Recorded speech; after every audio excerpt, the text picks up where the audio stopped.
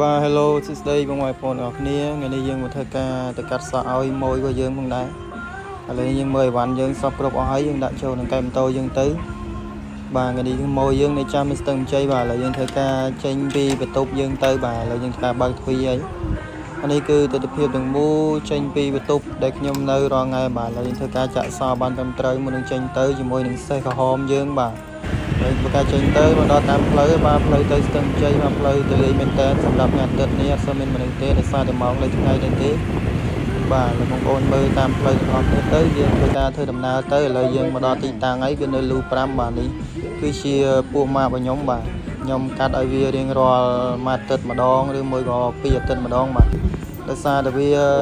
ត្រូវការជាងកាត់អីចឹងខ្ញុំក៏កាត់ឲ្យវាទៅគឺថាអត់ថ្លៃទេបងប្អូនសម្រាប់ពួកម៉ាក់ឯងគឺថាកាត់ម្ដង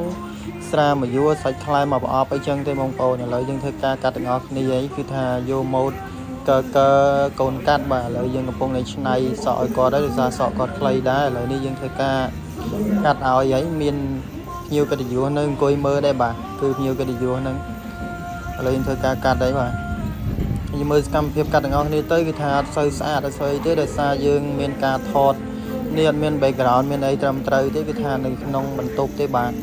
មិនមែននៅក្នុងហាងនេះព្រោះយើងធ្វើកាត់មួយអីថាជាងអស់4កំប៉ុងហើយទៅមកកាត់នេះបងប្អូនបាទឥឡូវងើបមកគឺស្វាងហើយ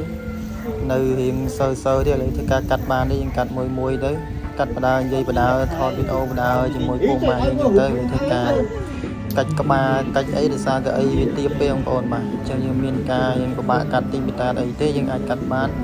ដោយសារតែយើងអាចសេរីក្បាលបានតាមចិត្តបងប្អូនបាទឥឡូវយើងមើលការកាត់ទាំងអស់គ្នាទៅថាជាងមិនមែនជាងជំនាញអីទេបងប្អូនតែអាចទទួលយកបានឬមិនបានអាស្រ័យទៅលើបងប្អូនមើលជាក់ស្ដែងបងប្អូនគឺថាម៉ូតកូនមាត់កូនកាត់បាទវិញគឺថាចិត្តហើយយើងធ្វើការបណ្ដេញតាមនឹងទៅបាទនេះធ្វើវីដេអូនេះគឺថាយើងធ្វើកាត់ទេបងប្អូនយើងអាចថតបានទាំងអស់ទេថតទាំងអស់ខ្លាចបងប្អូនសាំអញ្ចឹងណាបងប្អូនឥឡូវធ្វើការកាត់បានបដាហើយបងប្អូនឥឡូវនេះចូលមកដល់វគ្គប្រើម៉ូទ័រតូចម្ដងហើយយើងឆាប់ទាំងអស់គ្នាបងប្អូនបាទឥឡូវយើងធ្វើការដើរម៉ូទ័រតូចឲ្យស្មើទៅគឺថាសក់នឹងស្អាតទេបងប្អូនឥឡូវយើងធ្វើការដើរម៉ូទ័រតូចហ្នឹងការខ្វៀលខ្វង់នេះគឺថាត្រូវការដៃនឹងកុំឲ្យដៃញ័របងប្អូនទៅវាចេញថ្នេរស្អាតហើយការកាត់របស់ខ្ញុំនេះគឺខ្ញុំមិនប្រើឡាមទេដោយសារតែខ្ញុំប្រើតែម៉ូទ័រតូចទេ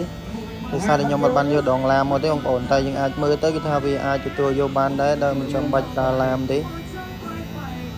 នេះគឺថាបានថ្នេរហើយយើងចិត្តរួចរាល់នេះគាត់ពេញចិត្តមែនតើគាត់ថាវ៉ាវពេញចិត្តមែនបាទម៉ូតគាត់យកម៉ូ